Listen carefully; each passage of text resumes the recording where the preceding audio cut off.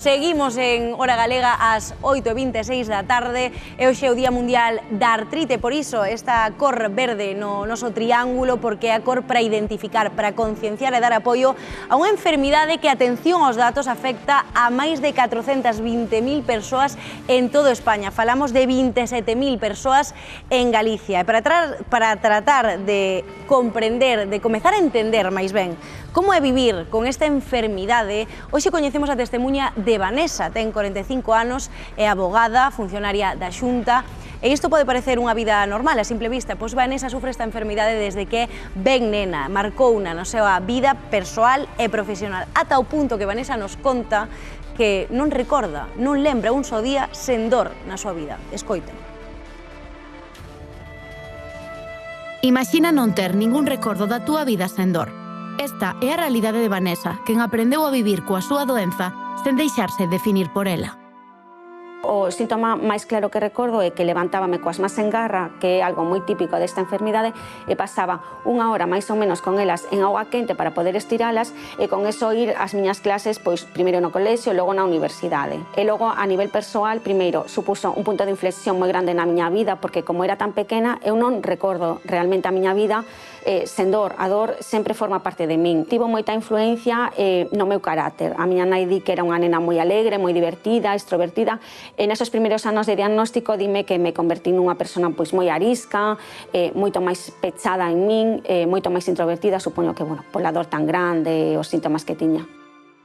A xente non comprende o difícil que é para ti o día a día e facer tarefas tan habituais como pois, o que decía antes, abrir un tarro de pois non sei, de sudías, abrocharte uns botóns, atarte os tenis. A xente máis consciente, a que máis me coidou e na que máis se teñen que apoiar os pacientes é na súa familia máis cercana. Pois os tratamentos evolucionaron moitísimo. Eu, nos primeiros anos, nos anos 90, a primeira receta que teño eran 5 aspirinas diarias e baños de auga quente. Logo a revolución realmente chegou fai uns 15 anos, todo é un poquinho como máis estable. Non obstante, este tipo de medicacións non son máxicas. Eu quero deixar claro que son medicacións con efectos secundarios que teñen os seus riscos e que son enfermidades que son medicacións que comprometen un pouco o sistema inmune. A día de hoxe non ten ningún sentido facer esta vía só. Ten sitios maravillosos que son as asociacións de pacientes que eu non puden acudir a elas porque non existían nos anos 90 nen 2000.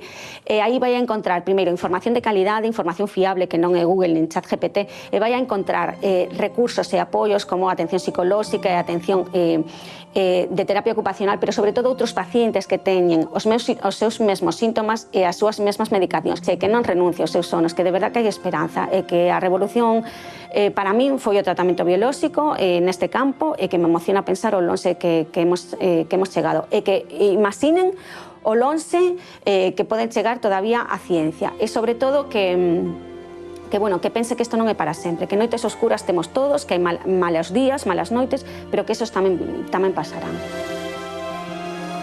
Dende logo que si é unha enfermidade que desperta dúbidas a todos e a todas, en maior ou menor medida, e para resolvelas temos con nos a Cristian, o noso enfermeiro de cabeceira de Hora Galega. Imos cas dúbidas que ten a rúa, imos ca primeira pregunta. Como sabería se teño artritis ou artrosis?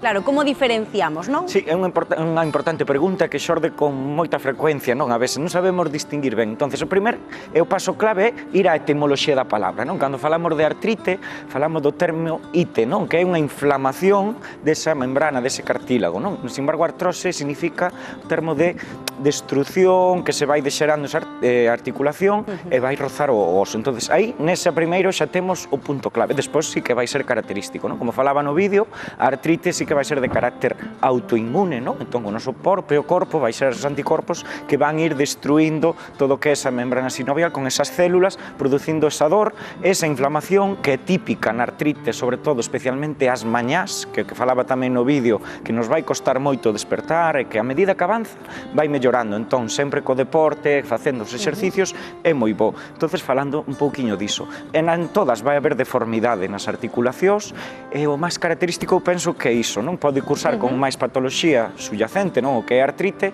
e incluso con febre, afectar a outros órganos, non? A rils, pulmóns. Pois, se che parecimos coa seguinte dúbida. Veña, adiante. O clima de Galicia pode afectar máis o artritis? Boa bo, pregunta, non? Falábamos antes do inserso e todo, que cando din que que marchan para o sur, e per esas latitudes na que a temperatura xa non é o clima en sí, senón que a temperatura sexa estable. Aquí en Galicia, ao final, temos moita oscilación no que é no verán, no inverno, incluso da mañá á noite. Entón, este tipo de patoloxías reumáticas o que vai ser moi bo é a temperatura estable, sobre todo a calorciño, eso ben moi bo para ter estable este tipo de patoloxías e controlar a sintomatoloxía. co clima que temos agora en Galicia, perfecto. Casi no mes de outubro. Cuidado, hai 29 días grados. que cambia o tempo, estamos nas 4 O problema estacións. son as no mañás mesmo día. cando baixa esa É verdade, temperatura. é Entón aí sí que é moi Imos coa importante. seguinte dúbida da rúa. A ver que máis nos di. Para artritis, que exercicio teño que facer e que comida teño que comer? Boísima pregunta. E aí está, fai o repaso completo, non? Sobre todo, exercicios, ter en conta dous bloques de mobilidade articular, entón podemos facer así uns rápido, dous simplemente, doblamos a mauciña e apretamos e volvemos a estirar, facémolo 20 veces, vale? E despois, por exemplo, cas mans abertas, abrimos os dedos e pechamos, outras 20 veces, vale? Complicada, non? Isto Esa para as maniobra é persoas máis que complicada. teñen calquer patoloxía reumática vai ser moito máis difícil, pero sobre todo na artrite vai mellorar moito a sintomatoloxía. Toda a con isto. práctica ir E despois xa mellorando. vedes que trouxen aquí a típica pelotiña que temos de espuma, non? Na casa, unha pelotiña pequena, Antiestrés, antiestrés, non? Que chama. podémola empregar para exercicios de forza, o mismo. Mira. Apretamos, mantemos a presión 5 segundiños, soltamos e volvemos a relaxar e volvemos a apretar outras 15 ou 20 veces. Eso pola mañá é moi bo para mellorar esa a mobilidade. Moi ben, Cristian, pois se che parecimos coa derradeira. Veña, ca última pregunta. Hola, doctor. Si teño artritis, que lle podo dar? Frío ou calor? Que será mellor?